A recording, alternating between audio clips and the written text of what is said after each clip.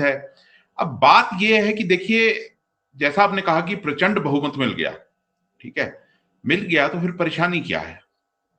जब जनता ने तो अपना फैसला सुना दिया, हालांकि उसको लेकर भी काफी काफी सवाल हैं, पर जनता ने अपना फैसला सुना दिया, और फैसला सुनाने के बाद फिर प्रॉब्लम कहाँ है?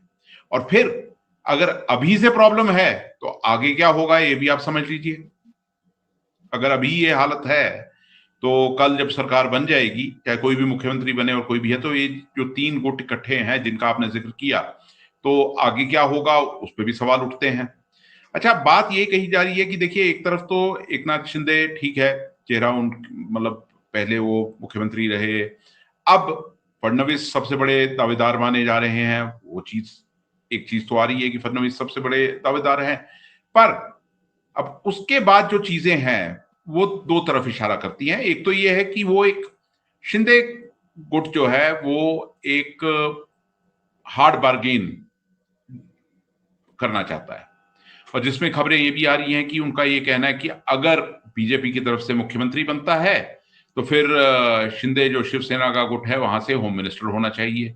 अब ये कितनी गवारा होगी बीजेपी को ये बात, वो क्योंकि हम सब जानते हैं कि होम मिनिस्ट्री जो है बहुत पावरफुल मिनिस्ट्री होती है किसी भी सरकार में।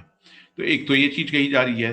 दूसरी खबरें जो आ रही हैं वो ये है कि देखिए, बीजेपी मान तो गई है इस फॉर्मूले के लिए कि भाई 1+2 मतलब एक मुख्यमंत्री और दो डिप्टी चीफ मिनिस्टर।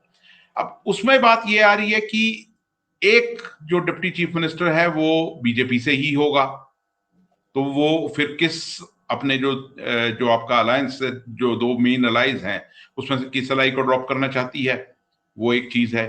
तो कुल मिलाकर बात यह है कि अच्छा, फिर ये एक और चीज है ना, जो कहा जाता है बीजेपी के इर्द गिर्द तो पूरा गोदी मीडिया में वो चलता है ना हिसाब किताब, कि मास्टर स्ट्रोक, और फिर कितनी दक्षता से बिल्कुल वो कर दिया, सब कुछ चुपचाप हो गया, पार्टी विद डिफरेंस है, डिसिप्लिन है। पर अभी सब चीजें कुछ ऐसी फ्लूइड सी सिचुएशन क्यों है?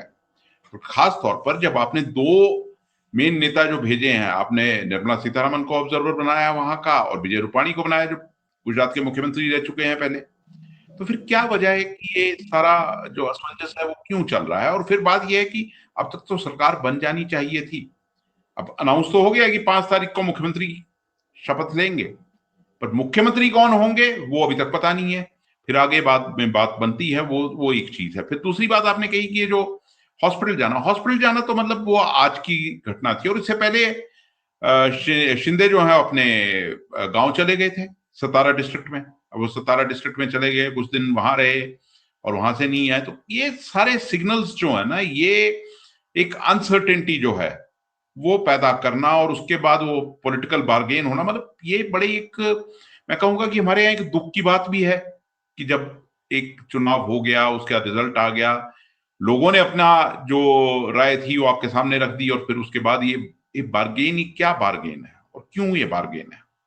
पॉलिटिक आजकल हम एक और चीज देख रहे हैं ना, पॉलिटिक्स का मतलब सीधा सीधा हो गया पैसा, वर्चस्व, मसल पावर, ये सब चीजें हैं। पर क्या ये एक डेमोक्रेसी के लिए एक अच्छी चीज है? हम ये जानते हैं कि हम एक मतलब उस दौर में है जहां पर पॉलिटिक्स ऑफ अलायंस चल रही है। अब वो किसी एक ग्रुप को पूरी मेजोरिटी नहीं मिल रही, और यहां तो आपने बात की कि भले ही बीजेपी को 132 सीटें मिल गई 288 में से, पर फिर उनके जो अलाइज हैं उनके पास भी 98 सीट्स हैं, वो भी एक कोई छोटा नंबर नहीं है अपने आप में। तो ये चीजें जो है ना, ये तमाम सवाल हैं इन चीजों को लेकर। और शिंदे का मतलब हार्ड बार्गेन यानी कि होम मिनिस्ट्री तो एक चीज है वहां पर। अच्छा, फिर डिप्टी सीएम भी अगर, सवाल बहुत है ना, डिप्टी सीएम बना भी दिए गए, कौन सा पोर्टफोलियो उनके पास रहेगा, या उनके गुट के कितने लोगों को रिप्रेजेंटेशन मिलता है? यही चीज पवार के साथ भी है, अजीत पवार के साथ भी यही है कि उनके कितने लोगों को मंत्रिमंडल में रिप्रेजेंटेशन मिलता है, किस तरह का पोर्टफोलियो मिलता है, क्या होता है।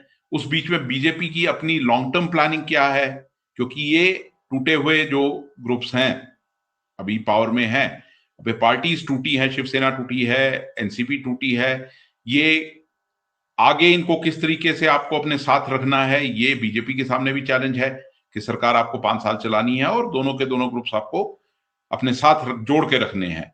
अब वो तमाम सवाल जो है ना, ये इस समय घेरे हुए हैं बीजेपी को।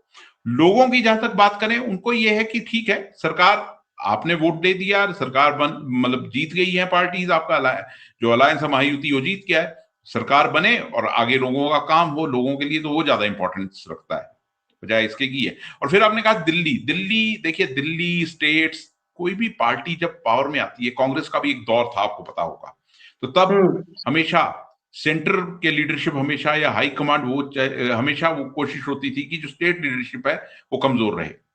वो एक मतलब दौर रहा है और वो होता है।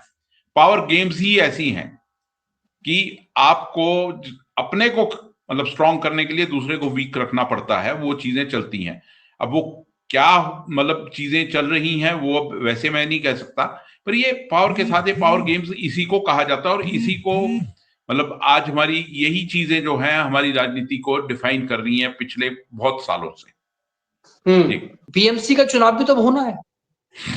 देखिए बीएमसी का चुनाव डेफिनेटली एक फैक्टर है, और फिर बीएमसी का चुनाव जो है, मुंबई हम जानते हैं कि देश की आर्थिक राजधानी है, और शिवसेना का जैसे आपने कहा कि वहां ग्रोथ, शिवसेना की ग्रोथ में बीएमसी जो है, बीएमसी के चुनाव जो है, बीएमसी में जो उनकी ऑर्गेनाइजेशन है उसका एक बहुत बड़ा रोल रहा है। और डेफिनेटली कहीं ना कहीं बीजेपी भी और बाकी पार्टियां भी वो चाहती हैं कि बीएमसी में उनका एक स्ट्रांग होल्ड बने। तो डेफिनेटली बीएमसी का जो चुनाव है उसको कहीं ना कहीं एक पोल के तरीके हमको देखना होगा इस चीज में, और वो है, वो फैक्टर हमेशा रहेगा। और अब क्योंकि बीएमसी का चुनाव होगा, शिवसेना डिवाइडेड है, एनसीपी डिवाइडेड है, अब वहां पर कैसे आप अपने आप को, वहां आपकी पोस्टरिंग क्या रहती है और कैसे वहां पर आप मैक्सिमम गेन कर सकते हैं, ये सबके लिए एक चैलेंज है इस समय। और हाँ, अगर बीजेपी वहां पर अच्छा प्रदर्शन नहीं कर पाती है, हाइपोथेटिकल चीज है, अगर बीजेपी बीएमसी में अच्छा प्रदर्शन नहीं कर पाती, तो फिर ये जो स्टेट लेवल पे अच्छा प्रदर्शन हुआ है कहीं ना कहीं ये धूमिल होगा थोड़ा वहां पर। तो ये बीएमसी का चुनाव जो है ना, ये भी एक वहां की जो पॉलिटिक्स है उसका एक बैरोमीटर है। अब उसमें वहां पर अच्छा प्रदर्शन चाहिए और वहां पर पकड़ बनाना जो है वो बहुत जरूरी है सभी पार्टियों के लिए। इसलिए इस सारे जो हार्ड बार्गेन की हम बात कर रहे हैं, इस बार्गेनिंग में कहीं ना कहीं बीएमसी का चुनाव भी एक फैक्टर डेफिनेटली वहां पर है। हिंदुस्तान में पॉलिटिक्स जो है उसमें कुछ भी हो सकता है, कुछ भी पॉसिबिलिटी किसी भी चीज की है, वो उसको आप मतलब 100% तो कभी इग्नोर नहीं कर सकते हैं। हाँ, आज के हालात में मुश्किल नजर आ रहा है, बार्गेनिंग चल रही है, चीजें चल रही हैं, वो होंगी, वो चीज आगे चलेगी। और जैसा कि आपने कहा कि पूत के पांव पालने वाली बात आपने पीछे कही, अभी थोड़ी देर पहले कही, तो मैं पहले भी कह रहा हूं कि अगर अभी ऐसी स्थितियां बन रही हैं तो अभी तो 5 साल काटने हैं सरकार में, अब इस अलायंस को 5 साल काटने हैं, और अभी से अगर ऐसी हालत चल रही है तो फिर आगे क्या होगा उसका अंदाजा भी आप लगा सकते हैं।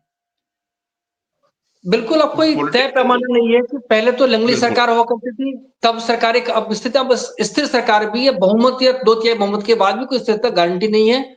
और पहले दल बदल कानून था और अब तो इस्तीफे विधायकों के ले ली जाती है, दिलवा दी जाती है, दे दी जाते हैं, तो ये बहुत सारी चीजें हैं। लेकिन देखेंगे आगे क्या होगा।